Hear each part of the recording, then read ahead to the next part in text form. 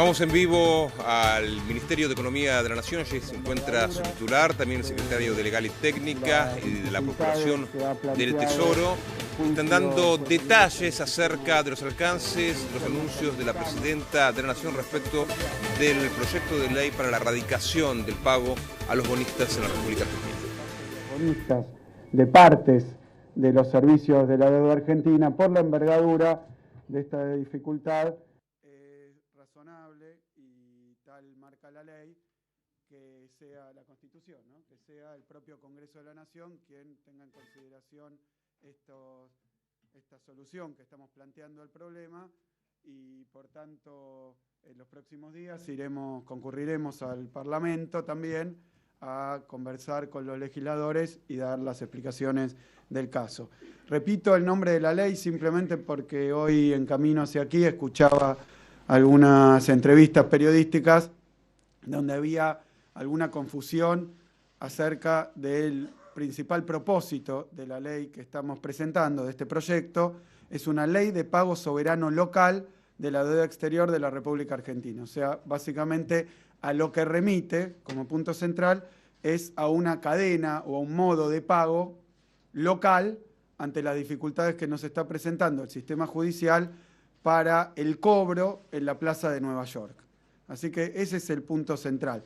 No es centralmente un cambio de jurisdicción, menos todavía un cambio de jurisdicción compulsivo, sino que básicamente es una modalidad que estamos adoptando para asegurar, tal como lo venimos repitiendo una y otra vez, que Argentina pueda seguir cumpliendo con sus compromisos externos, o sea, pueda seguir pagando, cosa que hemos asegurado, pero además, en defensa de los intereses de nuestra contraparte, los bonistas, que ellos puedan seguir cobrando, porque lo que se ha visto impedido es precisamente el cobro.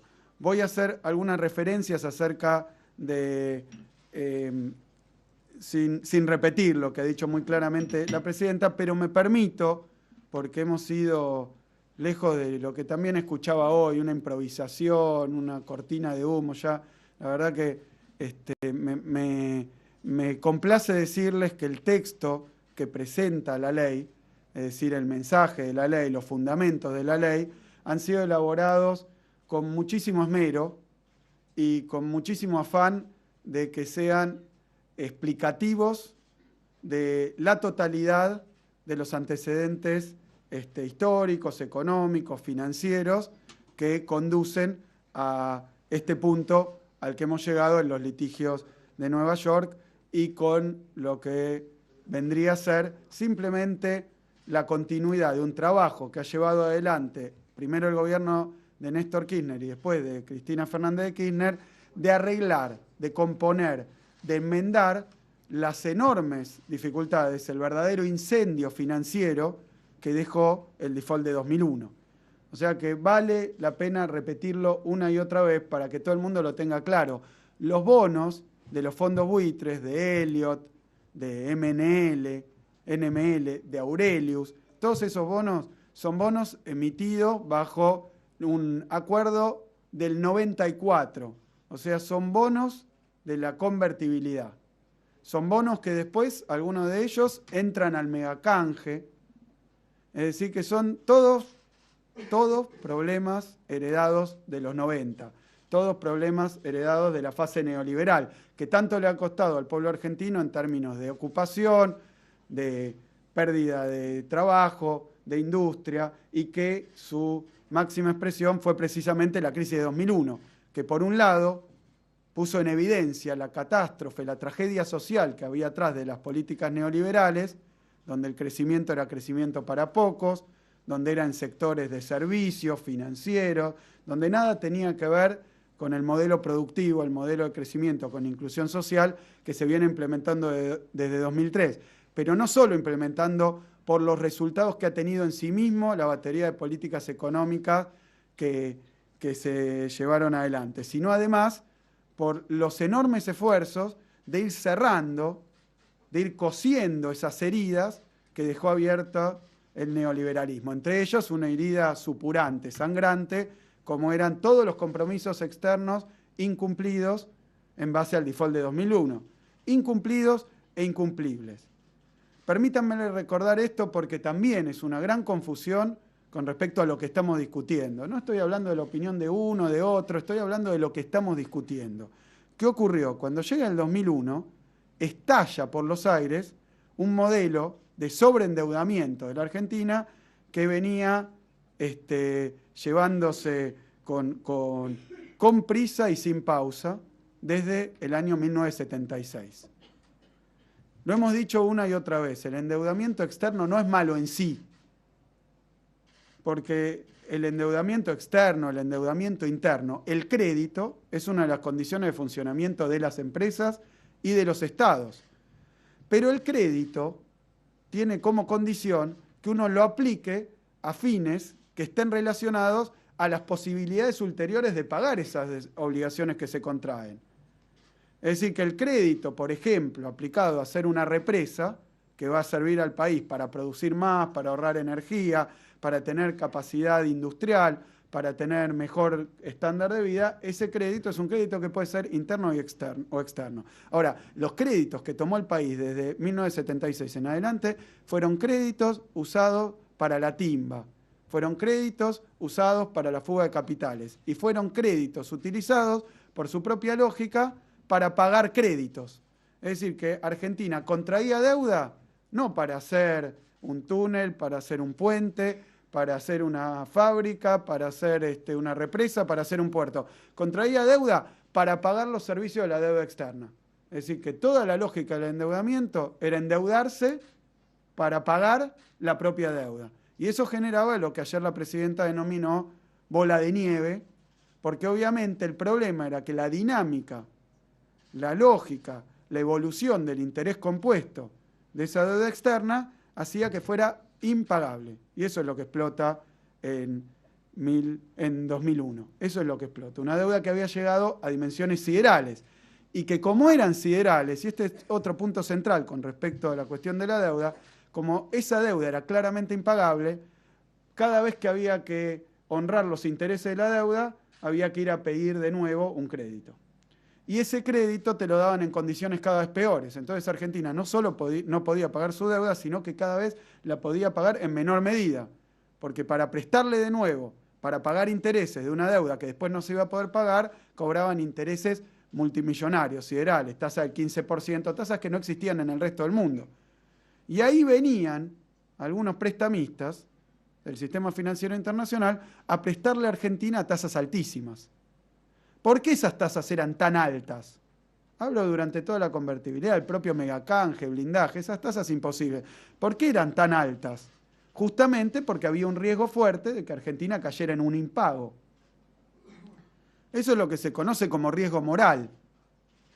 El que prestaba a la Argentina no lo hacía para que Argentina ampliara su capacidad productiva, los ciudadanos argentinos vivieran mejor. Era para mantener esa bicicleta financiera funcionando. Entonces cobraba tasas altas y por eso prestaba. Cuando llega el default de 2001, la verdad que no fue una sorpresa. ¿Por qué no fue una sorpresa? Porque las propias tasas a las que le prestaban a la Argentina exhibían el riesgo de default.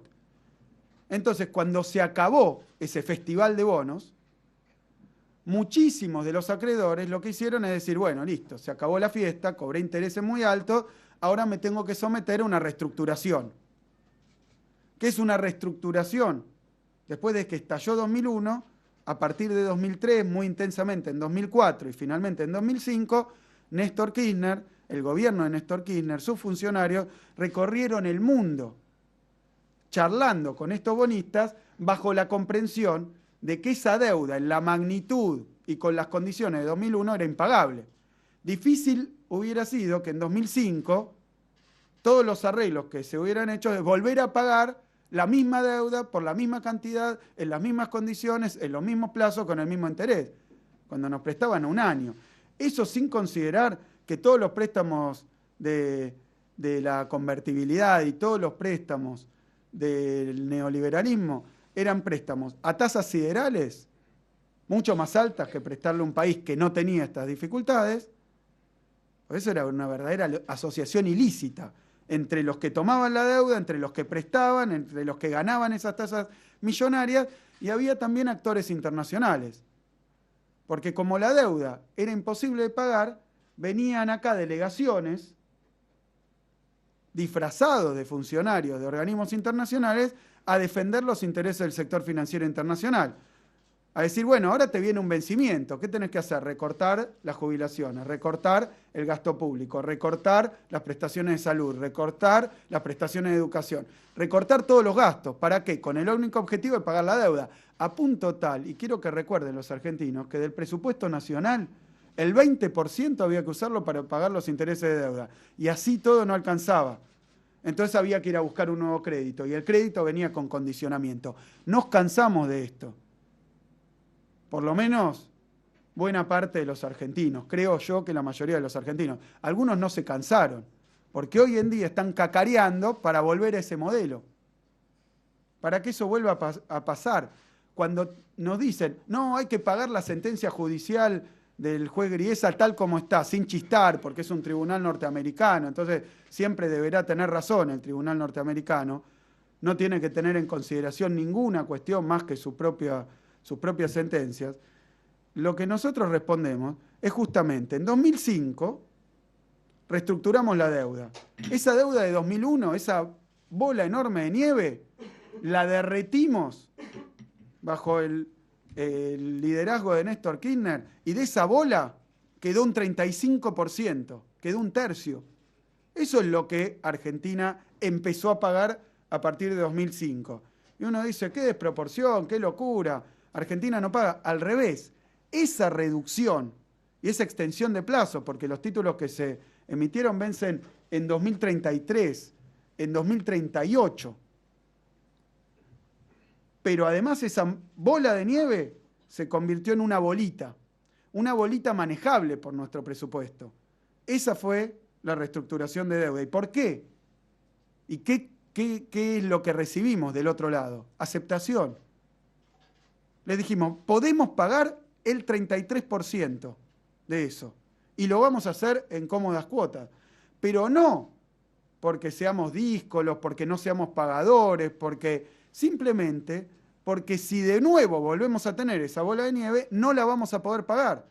Y nuevamente vamos a caer en incumplimiento, ¿se entiende? Así que la reestructuración de deuda tuvo la lógica de la sostenibilidad. Por eso, a partir de 2005, un 76% de los bonistas acepta esta reducción, esta extensión de plazos y esta caída de tasas.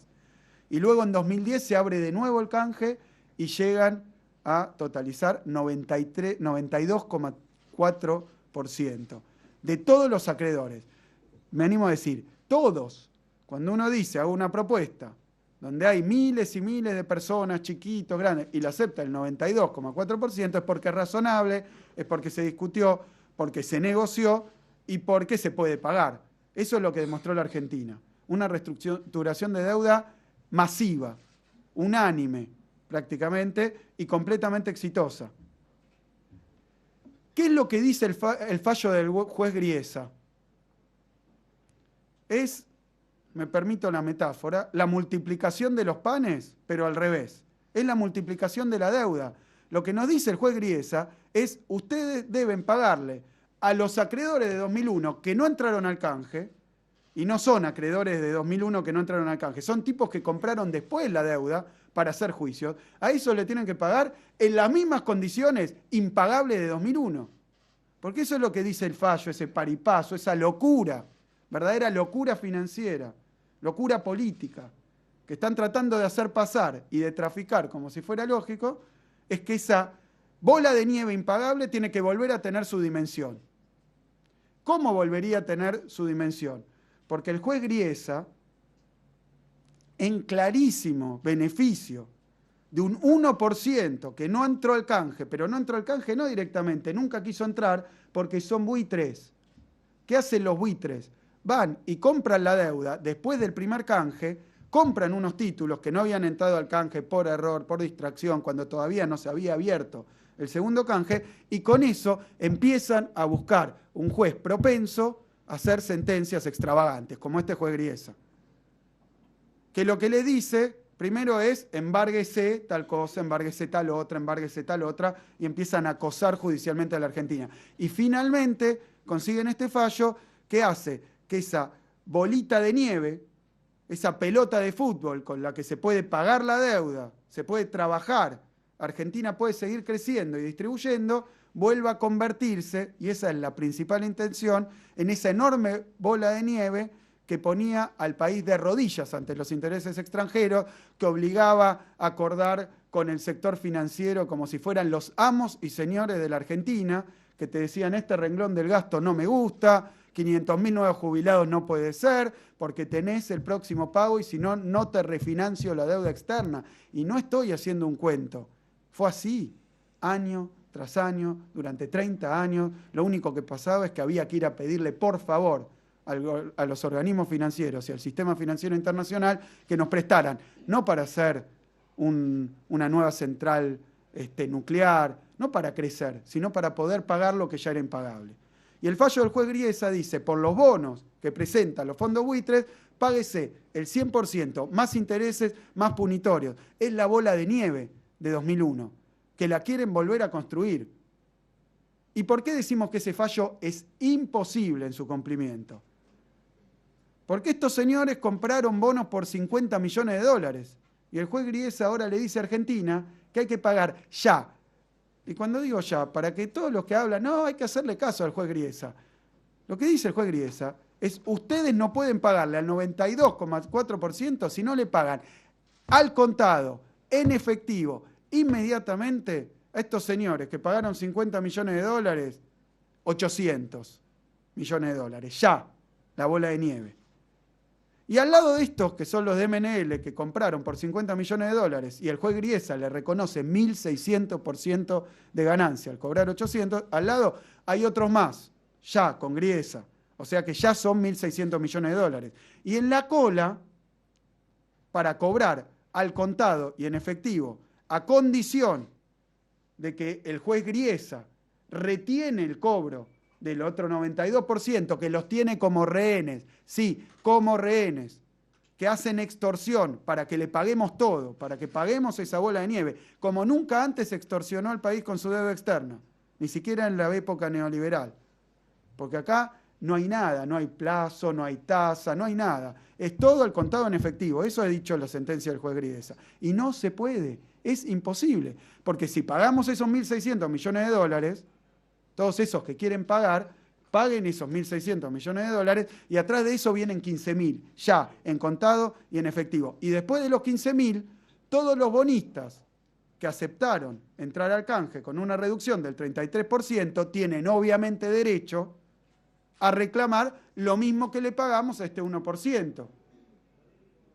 Y entonces, esa deuda que hoy es manejable, que tiene vencimientos, que vamos pagando sin despeinarnos todos los años, eso va a convertirse entre 120.000 y 500.000 millones de dólares, dependiendo la rapidez de la lapicera del juez Griesa. Y todos los juicios que se van a generar, si nosotros le pagamos el total de los bonos, esos que cayeron en default, a los bonistas que no entraron a los canjes. Entonces, diciéndolo sintéticamente, es de imposible cumplimiento. No es que Argentina quiere evadir, no quiere evadir, que esté en juego la voluntad. Y lo hemos dicho, ante el juez Griesa, ante el Segundo Circuito de Nueva York, ante la Corte Suprema, y nadie en el sistema norteamericano le ha dado cabida a estos argumentos. Son los argumentos de Argentina, son los de este ministro, son los de quienes me acompañan, son los de la Presidenta de la Nación. No, está de acuerdo todo el mundo con esto. ¿Están de acuerdo? 133 países de Naciones Unidas, están de acuerdo los países de los BRICS, están de acuerdo la OEA, está de acuerdo la CEPAL, está de acuerdo la UNASUR, está de acuerdo el Mercosur, está de acuerdo China, está de acuerdo Rusia, están de acuerdo todos los países del mundo. Y, oh sorpresa, está de acuerdo Estados Unidos, que este fallo no es lógico, que esto no es legal, que es una interpretación ridícula de una cláusula que nadie le había dado pelota y que cuando nosotros le dijimos al juez, cuidado, esta cláusula lo pueden usar los fondos buitres, en 2004 le dijimos, para voltear las reestructuraciones, el juez dijo, no, eso ahora no vamos a tratarlo. Está textual y lo recomiendo profundamente a quienes les interese este tema y a quienes lo quieran discutir, que lean todo el mensaje, todos los fundamentos de la ley. Porque esta es la cuestión que está explicada ahí. Y el juez dijo, no es momento para tratarlo, veamos después, no es oportuno, ya veremos. Era una trampa, porque los propios fondos buitres ahí parados dijeron, no, esto no es momento. Esperaron que Argentina terminara su reestructuración para decir, ahora quiero cobrar todo y si no, no pueden pagar a los reestructurados. ¿Qué es lo que hizo Argentina? Impidió que una tremenda injusticia, una tremenda ilegalidad y el total desconocimiento de la reestructuración de la deuda de Argentina imperara, más allá de que lo diga un tribunal de Nueva York. ¿Y cómo lo hicimos? Bueno, el 26 de junio de este año, tal como dicen los prospectos, tal como dicen los contratos, depositamos donde teníamos que depositar los pagos de todos los servicios de deuda que vencían el día 30 de junio. Pagamos todo, está todo pago. Quédense tranquilos los argentinos, hemos pagado todo. Por eso, y acá de nuevo la parcialidad del juez, el juez sale a decir, fue default. ¿Qué tiene que meterse el juez? Si él no tiene nada que ver, porque el default sería eso que ha llamado con la picaresca criolla las redes sociales grifolt, es que el juez lo que está hablando es de un problema entre Argentina y un tercero, no con los fondos buitres, con un tercero. Y los terceros no han dicho eso. Lo ha dicho solo el juez, solo ese mediador, que no es mediador, es del costado y del costado de ellos, y ha salido a decir esto para beneficiar de nuevo a los buitres. Pues los fondos buitres, seguramente, y se niegan a aclararlo, tienen además unos instrumentos que se llaman seguro contra default. Entonces esperaban que alguien hablara de default, no porque les importe la Argentina, porque le importe la población argentina, porque quieran solucionar este tema. Lo declararon para cobrar los seguros de default. Que se los pagan entre ellos, no la Argentina tampoco. Entonces lo que ha desencadenado el juez Griesa, además de todas las incongruencias que tuvieron sus sentencias y sus órdenes, además de ir a contrapelo hasta del Fondo Monetario Internacional, hasta del propio gobierno de Estados Unidos, que dijo que esto estaba mal, que esta interpretación estaba mal, que no se podía. Alguien que tuvo un default y reestructuró, obligarlo a pagar a toda su deuda en condiciones previas al default. No tiene sentido, es que no tiene lógica. Y que si eso existiera, entonces lo que se está haciendo por decreto es prohibir que un país vaya a default. Y más todavía, que después de haber ido a default, reestructure su deuda. Va contra la lógica, va contra la economía, va contra la realidad. Es un fallo ciego, es un fallo inexplicable, es extravagante y es injusto, y es imposible su cumplimiento. Y eso se ve cuando Argentina deposita y nadie sabe qué hacer con ese dinero que depositó la Argentina. El juez reconoce que pagamos, el Banco de Nueva York reconoce que pagamos, pero el Banco de Nueva York, el juez le dice, devuélvaselo a Argentina.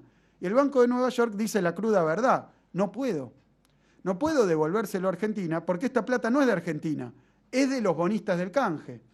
Entonces Argentina pagó y no los dejan cobrar. ¿Y ahora qué habría que hacer con esa plata? Distribuirla, evidentemente.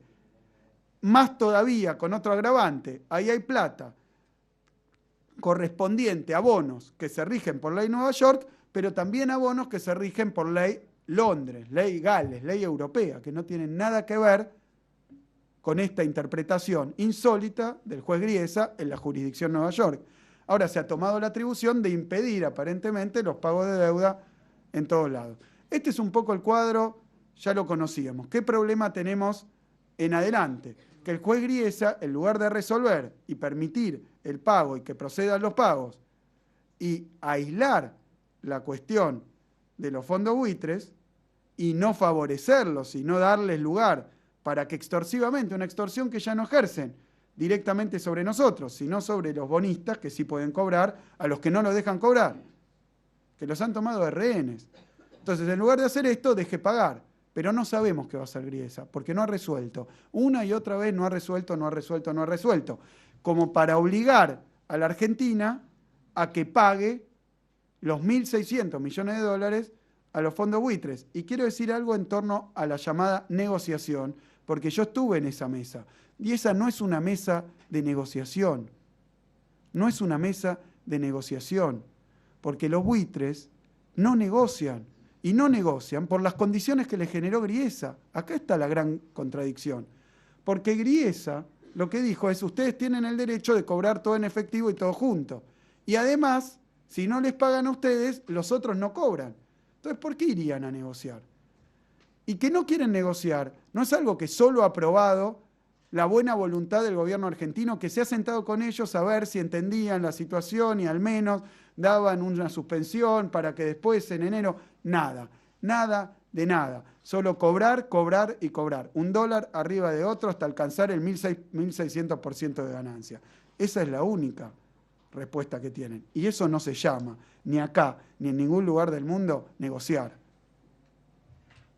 Argentina, por el contrario, tiene límites legales.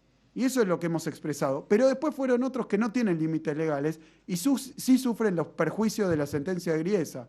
Nos enteramos por los diarios que fueron bancos argentinos, aparentemente empresas argentinas o sus representantes, después bancos extranjeros. ¿Por qué van todos estos? Más allá de que puedan tener buena fe y querer ayudar, tienen perjuicios, porque muchos de ellos tienen clientes, como los bancos extranjeros, a los que le han recomendado comprar bonos de Argentina. Y ahora esta sentencia de Griesa bloquea el cobro, entonces sus clientes no pueden cobrar, van en defensa de su prestigio, de sus clientes, y tienen razón, no está mal que hagan eso. Pero ¿con qué se encontraron? Con la muralla de los fondos buitres y con Griesa, que lo único que hace es aportar ladrillo para que esa muralla sea inexpugnable. Y se chocan, y se chocan, y se chocan. Y no hay acuerdo, y no hay acuerdo, y no hay acuerdo. Y mientras tanto, ¿qué hay? Timba, timba y más timba.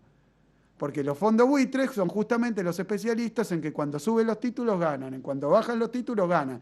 Y han creado con sus comunicados, hoy negociamos, hoy no negociamos. Vamos a acordar, no vamos a acordar. Nos reunimos con fulanito, no nos propusieron nada. Y entonces manipulan los números de la deuda argentina para timbiar con la deuda argentina. Es esto lo que está pasando, convalidado por la justicia norteamericana. Argentina tiene que seguir pagando. Argentina va a seguir pagando y va a defender los canjes 2005 y 2010, que es simplemente defender prácticamente la unanimidad de los tenedores de deuda argentina.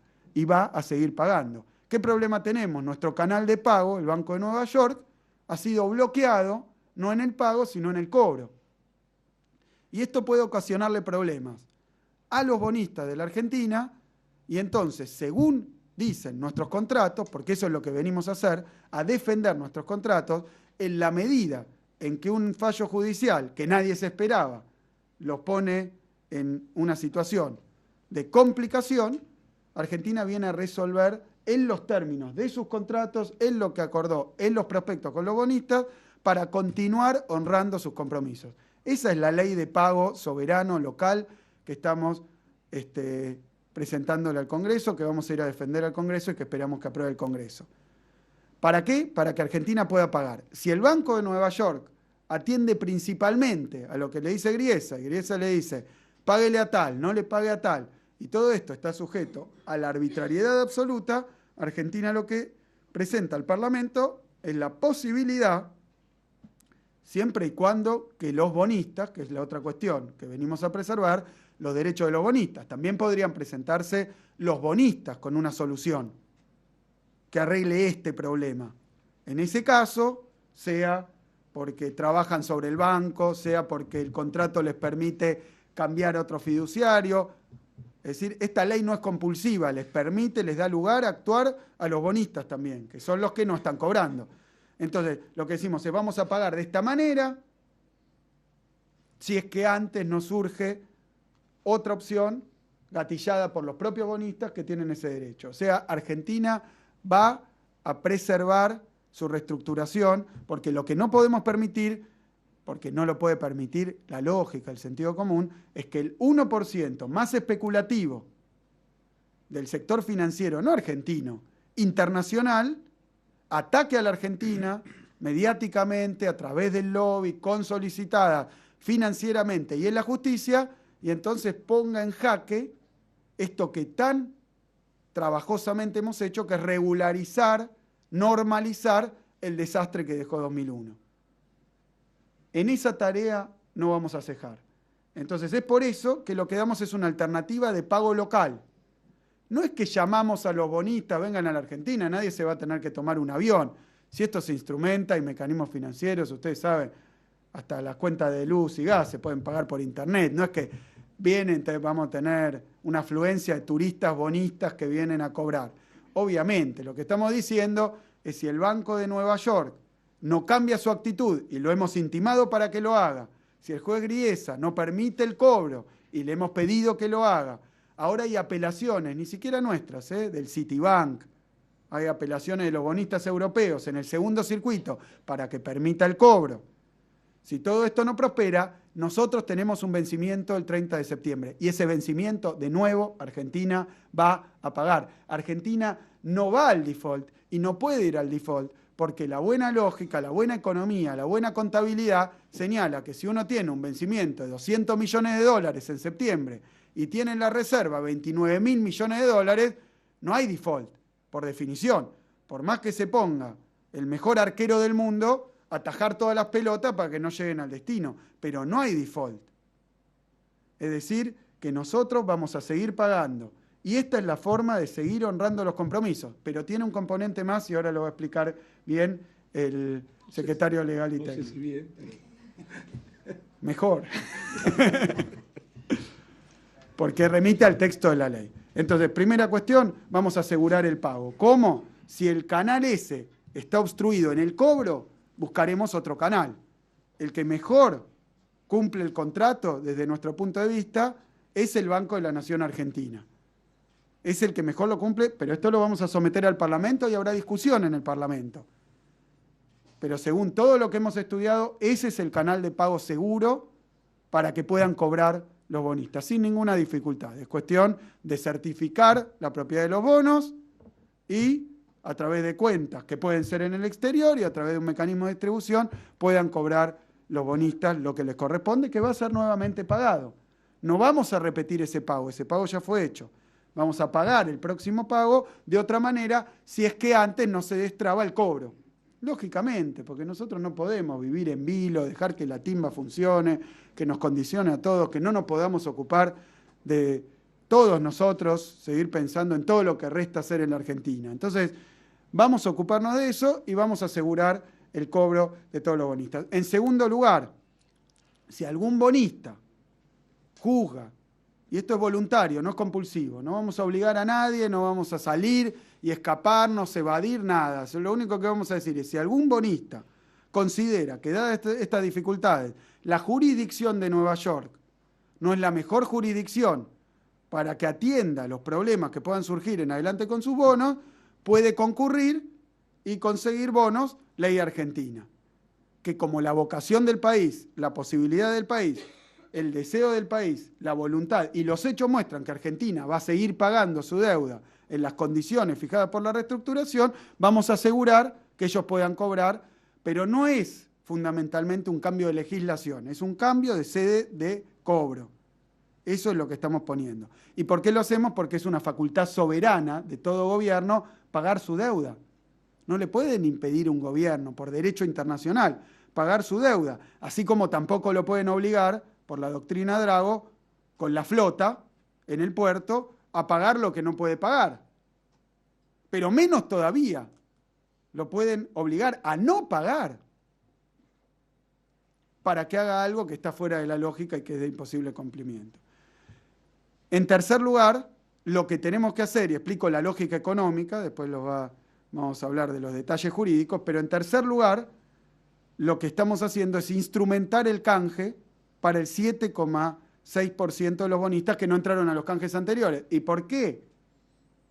Porque Argentina tiene vocación de pagarla en condiciones justas, equitativas, en condiciones legales, a todos sus bonistas, e igualitarias, que es lo que no está cumpliendo el juez Griesa. ¿Por qué? Un bonista de la reestructuración va a cobrar menos que un bonista que no aceptó la situación que había ocurrido.